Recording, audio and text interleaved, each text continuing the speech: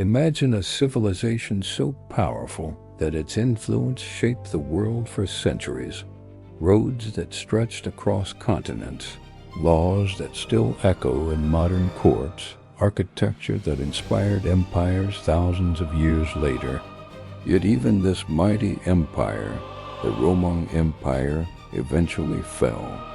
Its collapse was not an overnight event, but a slow unraveling, like a tapestry worn thread by thread until the entire fabric tore. For centuries, Rome dominated Europe, North Africa, and the Middle East, ruling with discipline, innovation, and formidable military power. So how could something so enduring eventually weaken? What internal pressures, external threats, cultural shifts, and decisions pushed Rome past the brink? Today, we're diving into one of history's greatest transformations, not just an empire's fall, but the end of an era. This is a story of ambition, decay, resilience, conflict, and reinvention. As we trace Rome's long decline, you'll see patterns that still speak to the challenges of power today. Prepare to see why the Roman Empire, despite all its strength, couldn't survive the very world it helped shape. Before we understand the fall, we need to remember the rise. The Roman Empire wasn't born in a day. It evolved over centuries, from a humble city-state on the Tiber River into the dominant power of the ancient world. Through republican grit, discipline, and strategic brilliance, Rome conquered Italy, endured fierce rivals like Carthage, and expanded east and west. By the time of Augustus in 27 BCE, the Roman Republic had transformed into a unified empire, with peace, prosperity, and rule stretching from Britain to Egypt. This Pax Romana allowed trade, culture, law, and infrastructure to flourish. Roads, aqueducts, markets, and literature defined Roman achievement, creating cohesion across vast distances. But this vastness was both strength and vulnerability. The bigger the empire grew, the harder it became to govern, defend, and sustain. The seeds of decline were sown alongside the seeds of greatness. As Rome reached its peak power, cracks formed under the weight of complexity, ambition, and human fragility. The story of Rome's fall begins not at the end, but at the height of its incomparable success. One of the most fundamental reasons the Roman Empire eventually collapsed was overextension. At its height, Rome stretched across 3 continents: Europe, Asia, and Africa. That sounds impressive, but it came at a cost. Imagine trying to manage a nation dozens of times larger than today's biggest countries, with no airplanes, telephones, or fast communication. Messages took weeks or months to travel.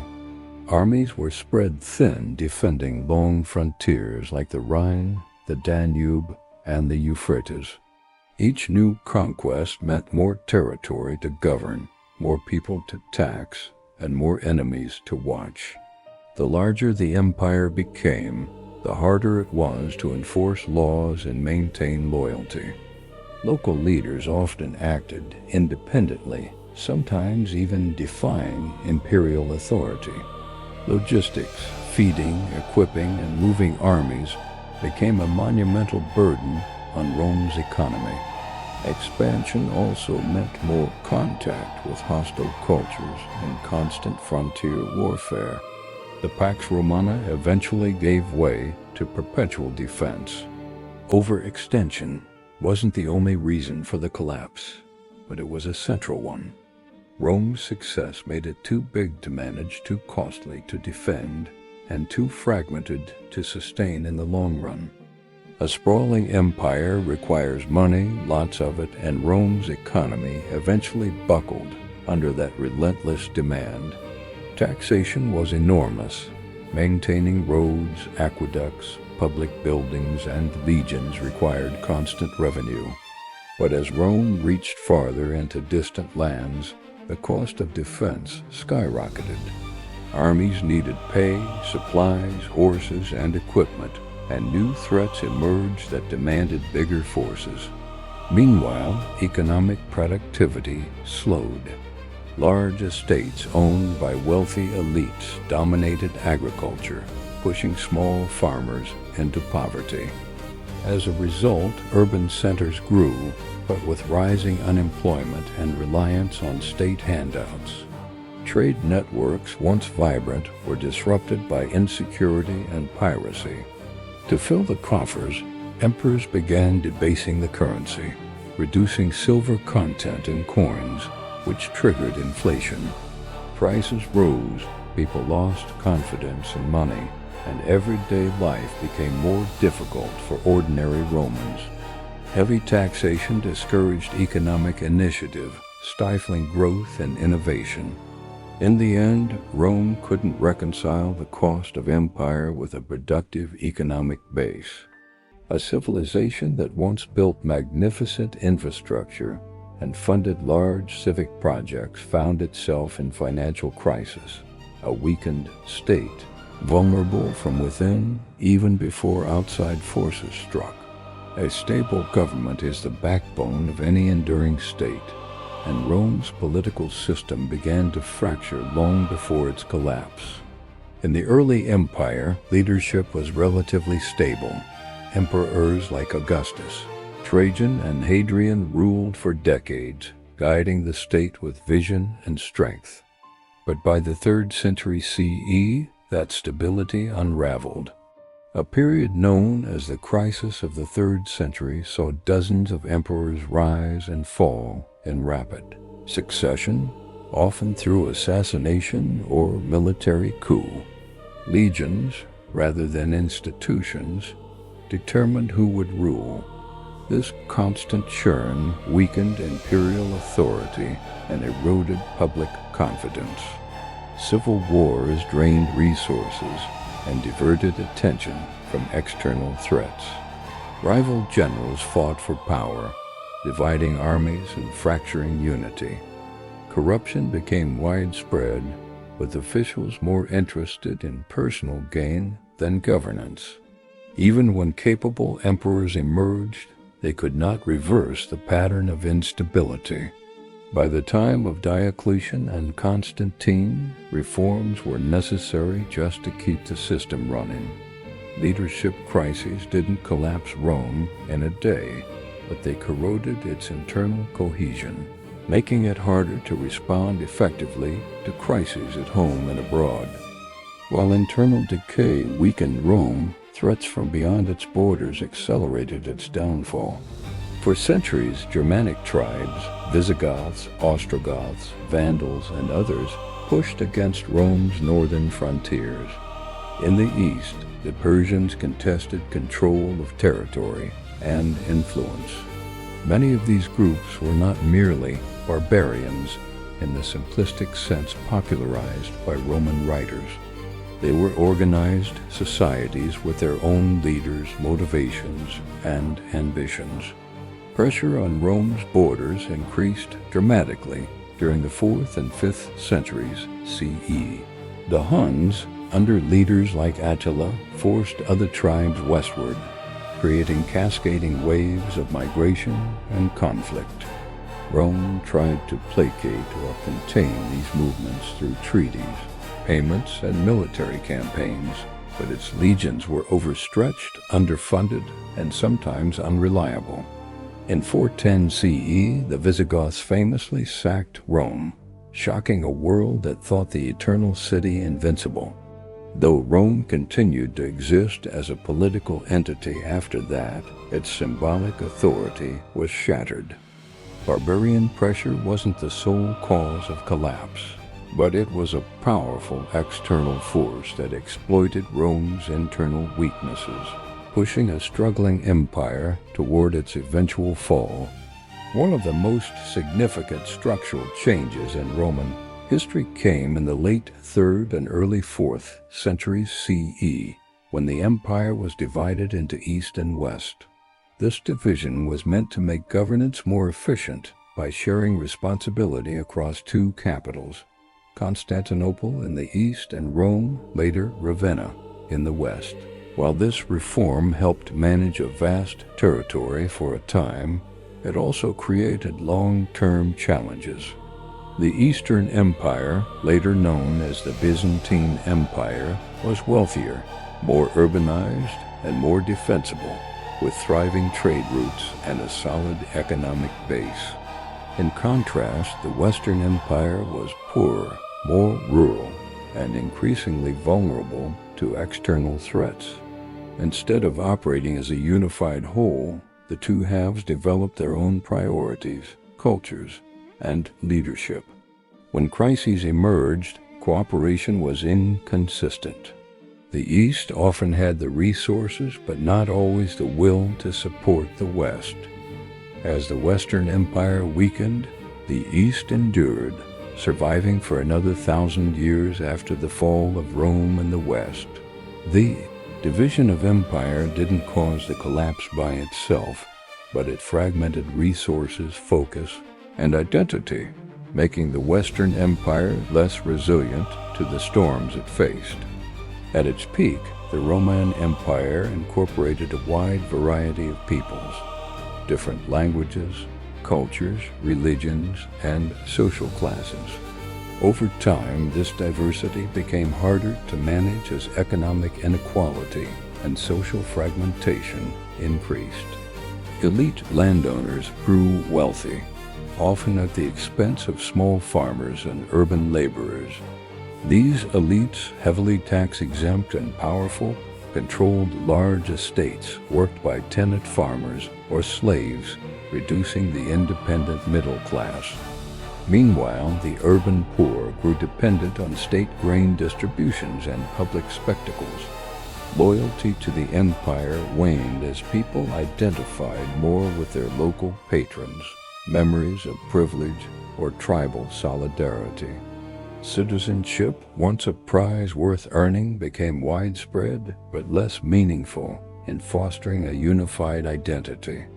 Gladiatorial games and bread distributions temporarily quelled unrest, but they didn't solve deeper social issues.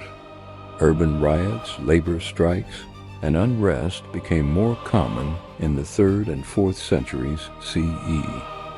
Fragmented society made it easier for external groups to infiltrate or ally with Roman factions.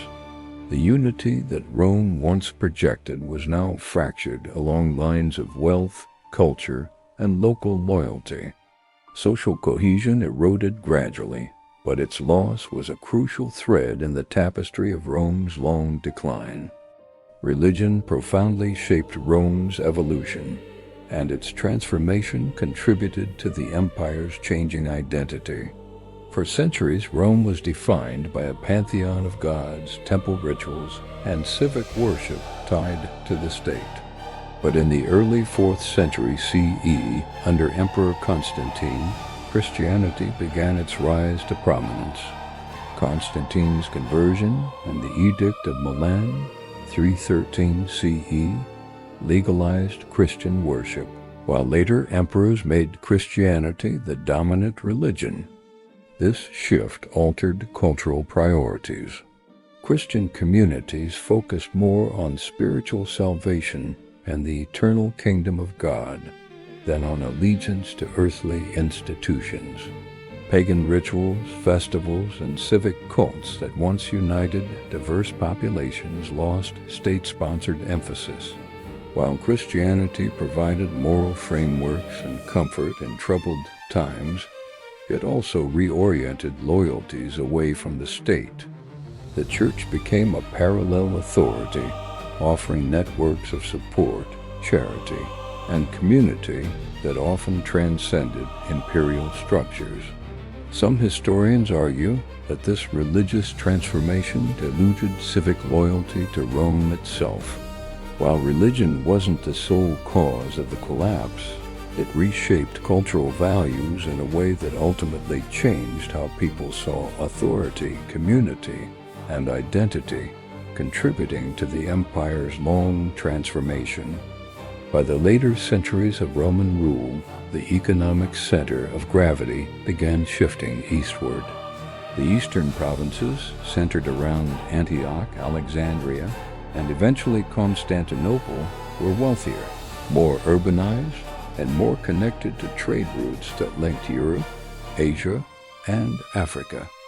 Silk from the east, grain from Egypt, and luxury goods from distant lands flowed through these cities, enriching them and creating a robust economic infrastructure. In contrast, Western territories relied more on rural agriculture and local trade, which were increasingly disrupted by invasions and internal decline. Constantinople's strategic location, fortified and rich, allowed it to withstand external pressures that overwhelmed Rome in the west. Indeed, the Eastern Roman Empire, later known as the Byzantine Empire, endured for centuries after the Western collapse, preserving Roman law, culture, and administrative structures well into the Middle Ages. As resources, trade, and political attention gravitated east, the West became more exposed and less able to respond to mounting military and financial pressures. The economic shift left the Western Roman Empire poor, less connected, and ultimately more vulnerable. A key piece in understanding why the western half of Rome disappeared while the eastern half survived. As Rome's political structures weakened, another transformation took place deep within its culture, a shift in the spiritual heart of the empire. St. Augustine, one of the most influential early Christian theologians, wrote The City of God, a work that profoundly shaped Christian thought for centuries. Augustine argued that earthly kingdoms, including Rome, were transient and inferior to the eternal city of God. His ideas offered comfort to a population demoralized by invasions, economic hardship, and political instability. But Augustine's vision also subtly reframed civic loyalty.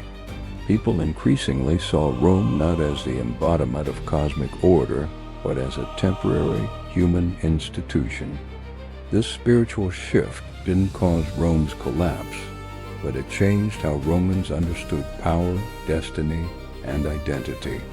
Instead of finding meaning in the empire's perpetuity, believers began placing ultimate hope in spiritual salvation. Rome, once confident as the center of the world, gradually surrendered that role in the minds of many. As the empire faded, the church grew more central, not just as a religious force, but as a social institution. Augustine's writings helped shape a worldview that lasted far beyond Rome's political death, influencing medieval and modern conceptions of faith and society. Another thorn in Rome's side was the growing reliance on mercenary troops, soldiers for hire, instead of citizen legions. Early in its history, Rome's military was made up of citizen soldiers who fought not only for pay, but for a sense of civic honor and shared destiny. These soldiers had a stake in the empire's continuity. But as Rome struggled with manpower shortages, economic strain, and prolonged conflicts, it began recruiting barbarian warriors, federated allies, and mercenary contingents to fill its ranks. While these troops were often skilled fighters, they lacked loyalty to Rome in the way traditional legions once did. Their allegiance was to commanders' pay or the promise of land, not to the emperor or the senate. In times of crisis, this loyalty could and did shift.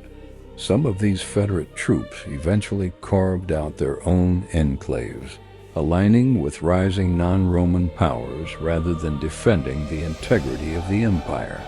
The Roman army, once an indomitable symbol of unity and strength, became fragmented in purpose.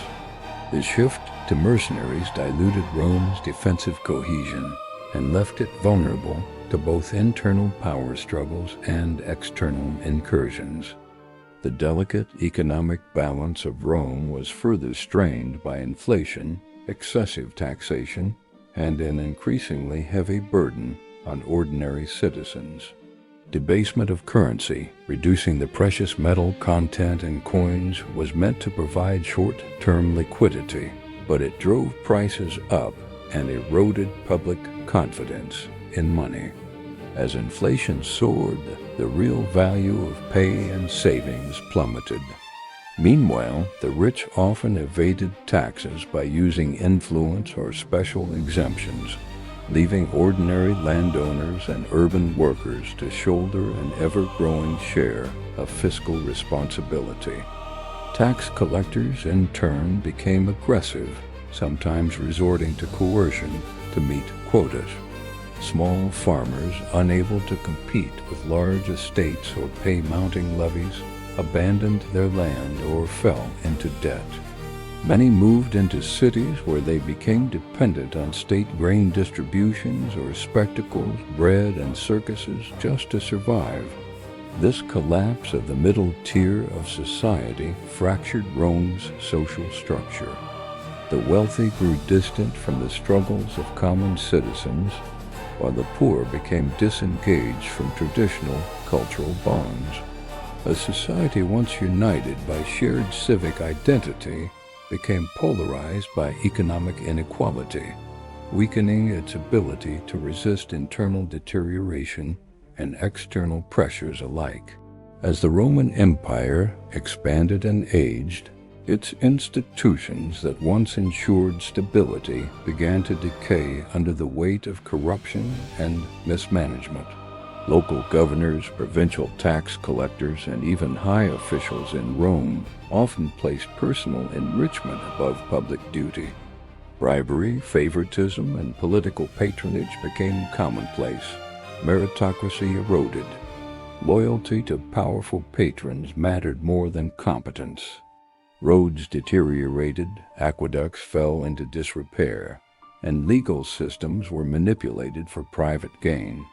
Ordinary citizens, once protected by codified laws and civic administration, increasingly saw justice as something bought or negotiated, not guaranteed. Corruption also weakened Rome's ability to respond effectively to crises. Money that should have strengthened defenses, supported public works, or maintained infrastructure was siphoned off into private coffers.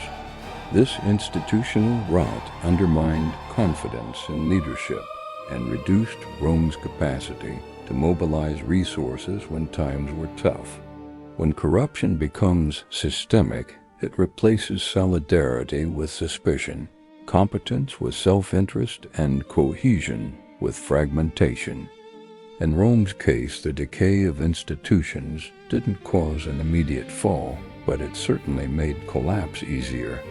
What was once a well-structured government became a hollow shell, struggling to manage an empire it could no longer protect or sustain. Disease played a surprisingly powerful role in Rome's weakening. During the empire's height, crowded cities and constant movement of soldiers and traders created ideal conditions for epidemics. The Antonine Plague in the 2nd century CE, likely smallpox or measles, devastated populations, killing tens of thousands and diminishing the workforce. Later, the plague of Cyprian in the 3rd century further ravaged cities and rural communities alike. These outbreaks weren't mere public health events. They were social disasters. With fewer farmers to till the fields, crop yields dropped. With fewer soldiers, legions were undermanned. With fewer taxpayers, the imperial treasury shrank.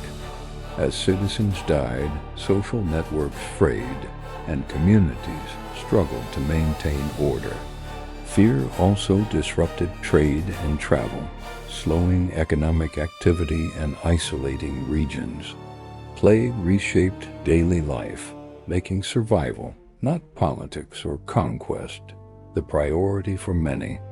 Without mass immunities, these diseases could sweep through Rome with merciless effect, eroding the empire's resilience from within.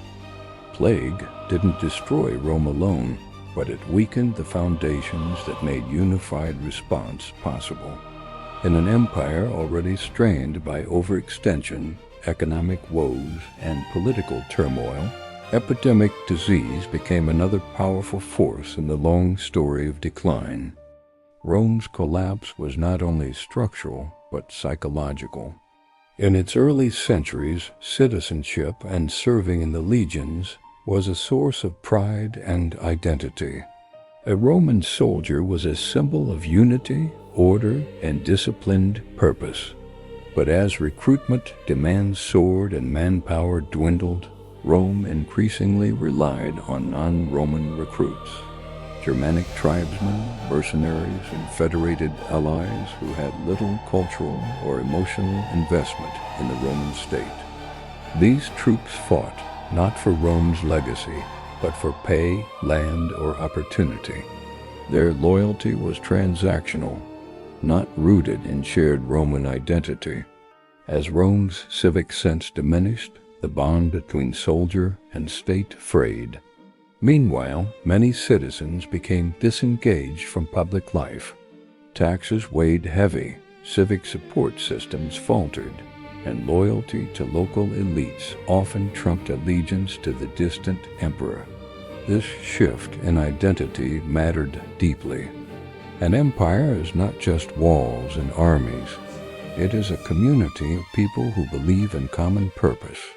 Rome's psychological unity unraveled long before its political collapse. When soldiers and citizens no longer felt bound by shared fate, the glue that held the empire together dissolved. This loss of civic cohesion made coordinated defense and collective response far more difficult when crises struck. The rise of Christianity fundamentally altered Rome's spiritual landscape and social rhythms. As Christianity spread, it reconfigured people's sense of community, authority, and moral obligation.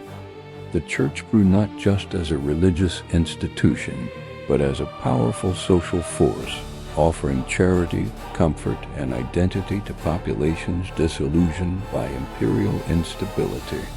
While pagan civic rituals had once reinforced loyalty to Rome and its gods, Christian worship emphasized spiritual belonging beyond worldly kingdoms. This shift loosened the bond between citizens and the imperial state. People looked toward the church for meaning, justice, and community, often finding in it a more consistent and merciful authority than fractured earthly institutions. Moreover, the church established its own administrative systems, bishops, councils, charitable networks that sometimes rivaled civil authority. In a time of crisis, people turned to faith and spiritual community as much as to political leadership. The church did not cause Rome's fall, but it reshaped social priorities and institutions in ways that reduced the centrality of the state in people's lives. As Rome's political power declined, the church's moral authority grew, a transition that would define the post-Roman world and echo through medieval and modern history. In 410 CE, the Visigoths, led by King Alaric, laid siege to and sacked Rome, an event that sent shockwaves throughout the ancient world. For centuries, Rome had been seen as invincible, the eternal city that no army could breach. Its fall, even temporarily, was a dramatic psychological blow. Though the empire persisted in various forms after 410, the sack undermined belief in Rome's immortality. Citizens and subjects alike began to question whether the empire was truly ordained to endure. The Visigoths, once federated allies within Roman ranks, now demonstrated that Rome could be vulnerable to forces it once controlled. Though this sack was not the definitive end of the Western Empire, It marked a critical turning point, a loss of aura, confidence, and symbolic power. Rome's prestige had been a unifying force across the empire, reinforcing loyalty, identity, and cultural cohesion. When that symbol fell, so did many of the psychological foundations of imperial unity.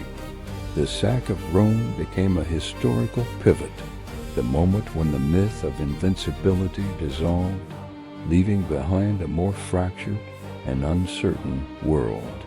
By the late 4th and early 5th centuries CE, economic and political fragmentation spread throughout the Western Empire.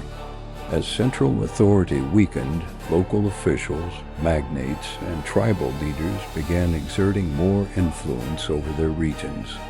Instead of a unified tax system supporting emperors and armies, local economies became increasingly isolated, selling goods and paying levies to regional powers rather than to Rome. In some cases, cities and provinces negotiated deals with invading tribes, offering land, trade rights, or military support in exchange for protection. This patchwork of loyalties eroded centralized control. Without a cohesive economic framework, wealth flowed unevenly, infrastructure deteriorated, and civic services declined.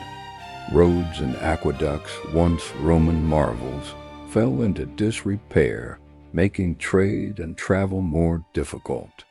Fragmentation also empowered ambitious local warlords and tribal coalitions. In many ways, the Western Empire became a loose collection of city-states, tribal federations, and regional powers rather than a unified political entity. Economic fragmentation didn't destroy Rome overnight, but it hollowed out the foundations that had allowed imperial governance to function. As wealth and allegiance shifted to local centers, the idea of a broad Roman state faded, making nationwide resistance to collapse nearly impossible. The slow unraveling of Rome culminated in the traditionally recognized end of the Western Roman Empire in 476 CE, when the Germanic chieftain Odoacer deposed the last emperor, Romulus Augustulus. This event didn't happen because of a single devastating battle, epidemic, or economic crash. Instead, it was the culmination of centuries of internal erosion and external pressure. By this point, the Western Empire was already a shell of its former self, weakened by fragmentation, economic strain, social upheaval, and military challenges. Odoacer's takeover didn't feel like a dramatic conquest to many contemporaries. It was more a recognition of a reality that had long taken root. The empire's institutions had been hollowed out, its armies diminished, and its fiscal systems unable to sustain centralized authority. In the East, the Byzantine Empire continued Roman traditions for a millennium. But in the West, the idea of a unified Roman state had dissolved into localized kingdoms, tribal federations, and new political identities. The fall of the Western Empire was not a sudden apocalypse. It was the final acknowledgement that a once unstoppable force had gradually become untenable. Its legacy, however, would live on in law, language, architecture, and the very idea of empire. While the Western Roman Empire crumbled under mounting pressure, its eastern counterpart endured, the Byzantine Empire. Centered in Constantinople, this realm preserved Roman law, institutions, culture, and military traditions long after Rome and the West fell. Strategically positioned between Europe and Asia, Constantinople was rich, fortified, and intensely cosmopolitan. It was a hub of trade, art, and religion. Unlike the West, which faced relentless invasions and economic fragmentation, the East benefited from stronger defenses and greater access to wealth through trade routes, linking it to Persia, Africa, and the Silk Road. Byzantine emperors reorganized tax systems, reformed the army, and fortified city walls, innovations that allowed the empire to survive for another 1,000 years. While Rome faded, the Eastern Empire became the guardian of classical civilization. Historians regard Byzantium as both Roman and distinct, a society that blended Greek culture, Christian theology, and Roman law into a unique legacy. Its longevity stands in stark contrast to the Western collapse, reminding us that institutions can endure if adapted to changing realities. The Byzantine Empire didn't just survive, it carried the Roman legacy forward into the medieval world. Rome's legacy was both a blessing and a burden. As the Western Empire weakened, its citizens and leaders did not abandon the idea of Rome. Even when political control faded, people clung to Roman identity, culture, and ideas of justice, law, and order. This attachment to legacy sometimes hindered practical reform. Instead of building new, more flexible systems, elites often tried to save outdated institutions that could no longer function effectively in a changed world. Citizens debated the eternal greatness of Rome even as the state's infrastructure, tax base, and military strength hollowed out. This reverence for tradition created tensions between nostalgia and necessity. In a fast-changing world, clinging to symbols of past glory sometimes prevented bold innovation or necessary restructuring. This struggle wasn't unique to Rome. Many collapsing empires look backwards even as they falter. Roman identity remained powerful in art, language, and religious discourse, yet it became disconnected from the reality of governance. People defended the idea of Rome even as the political body dissolved. In this way, Rome's legacy became a double-edged sword, a symbol of unity that outlived the empire itself, but also a narrative that obscured the need for adaptive change. Environmental pressures also played a subtle yet significant role in Rome's long decline. The empire relied heavily on grain from Sicily, North Africa, and Egypt, regions that experienced degradation of soil fertility, drought cycles, and sometimes overcultivation. Without modern agricultural science, repeated cropping and poor land management depleted soils, reducing yields over time.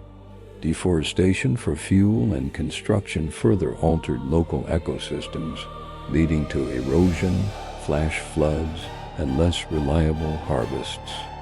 These environmental changes didn't cause sudden collapse, but they stressed rural production, which was the backbone of the empire's food supply.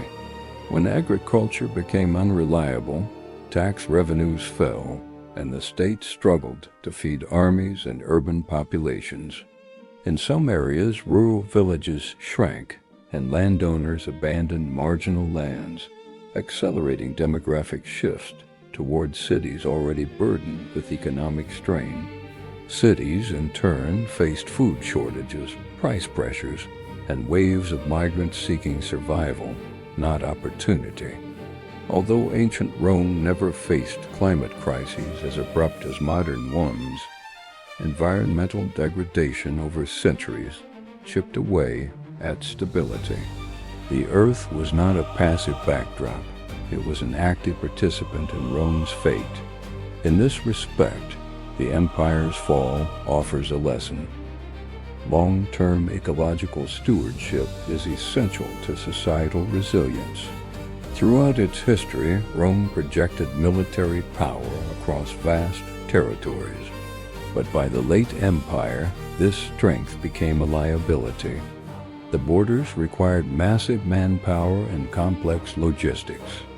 Legions, once composed of Roman citizens, were increasingly supplemented by foreign recruits, confederates, mercenaries, and allied tribesmen whose loyalty depended on pay rather than patriotism, defending the Rhine against Germanic incursions, securing the Danube, and holding off eastern threats demanded constant vigilance.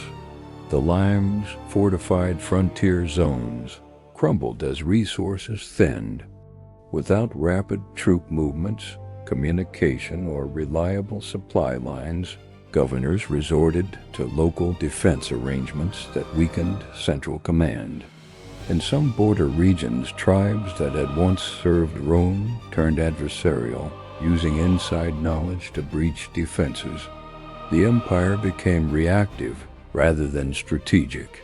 Rather than projecting strength, Rome struggled to contain incursions on multiple fronts simultaneously. Military overstretch also drained the treasury, accelerating economic decline.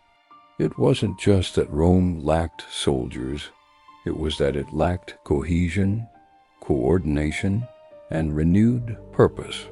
When a state fights constantly for survival, it often loses the will and capacity to thrive. Rome's frontier pressures highlight how defense without strategic adaptability can erode even the greatest powers. From the 4th century CE onward, Europe and Asia witnessed massive movements of populations, a period historians call the migration period. Groups such as the Visigoths, Vandals, Ostrogoths, Franks, and Huns were driven westward by climatic changes, demographic pressures, and conflicts. These migrations were not simple invasions. They were waves of settlement, negotiation, alliance, and conflict, bringing dynamic changes to the political landscape. Rome attempted various strategies, offering land to federated tribes, incorporating some groups into the army, or using treaties to deter others.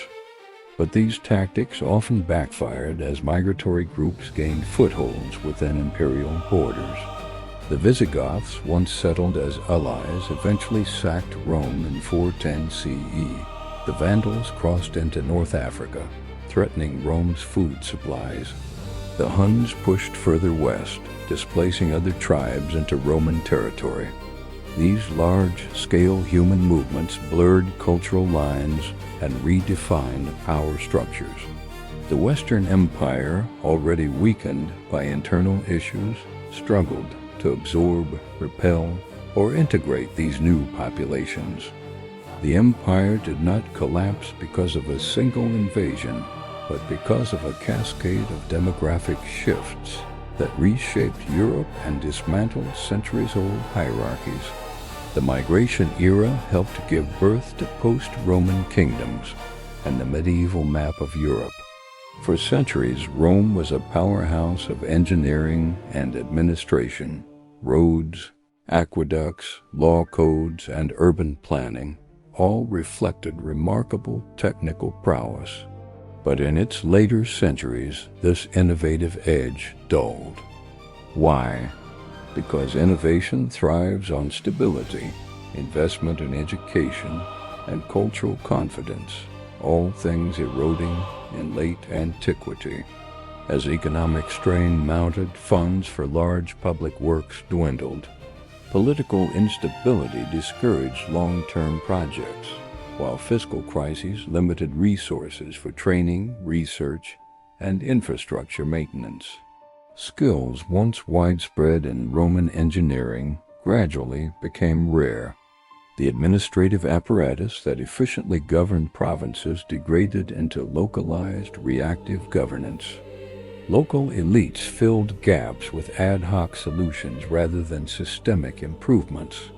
Meanwhile, rival powers and migrating groups introduced their own styles, technologies, and priorities, changing the landscape entirely. The loss of innovation wasn't dramatic, but cumulative. Roads fell into disrepair, aqueducts weakened, and communication slowed. When cities lost the capacity to sustain public amenities, citizens migrated, taxes declined further, and civic pride faded. In essence, Rome did not merely lose territory, it lost momentum. The creative engine that once propelled its expansion sputtered, leaving behind a state trapped in maintenance rather than progress.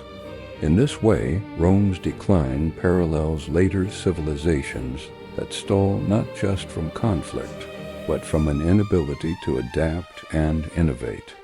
One of the most subtle yet powerful factors in Rome's fall was a crisis of identity, a cultural split between what Rome used to be and what it had become. In its early centuries, Rome's identity was tied to conquest, civic duty, and a vision of Romanitas, the shared values of law, citizenship, and public order. But as the empire expanded, encompassing diverse peoples, languages, and religions, that shared sense of identity diluted. Some regions embraced Roman citizenship and culture. Others kept local traditions and retreated into them when the central government weakened. Meanwhile, the rise of Christianity reframed personal and communal identity toward the spiritual world. People increasingly saw themselves as citizens of the city of God rather than subjects of Rome.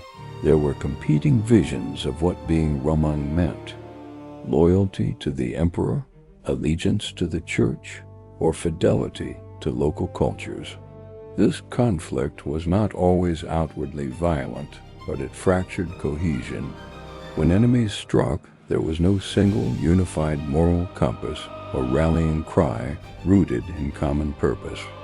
Identity, the inner glue of any society, fractured inwardly, weakening Rome's ability to withstand external pressures, defend shared values, or rebuild its resilience.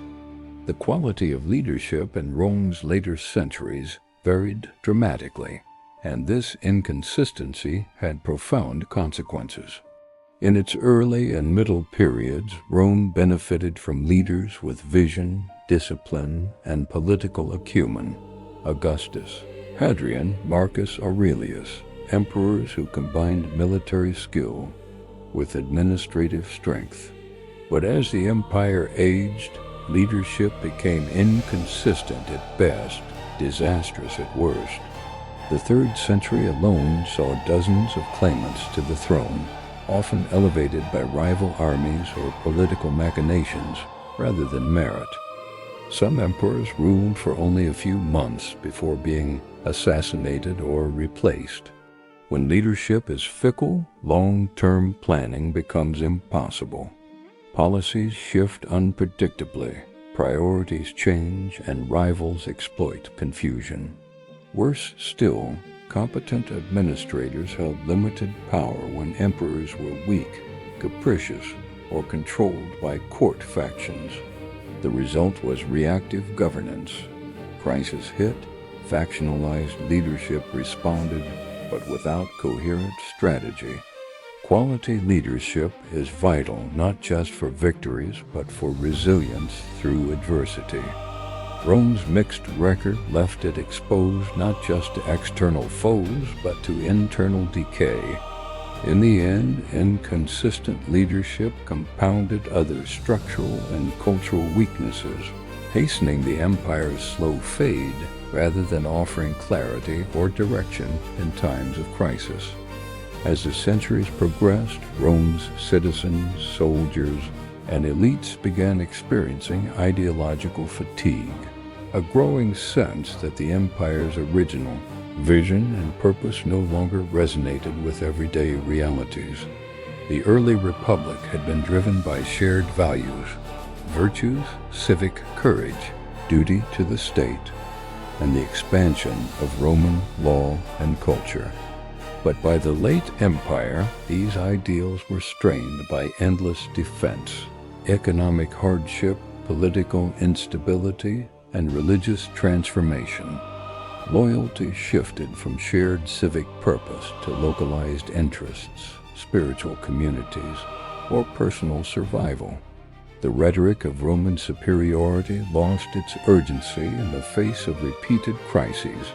When a society loses faith in its founding narratives without replacing them with compelling alternatives, collective motivation falters. Citizens ask not, "What is Rome?" but "What is in Rome for me?"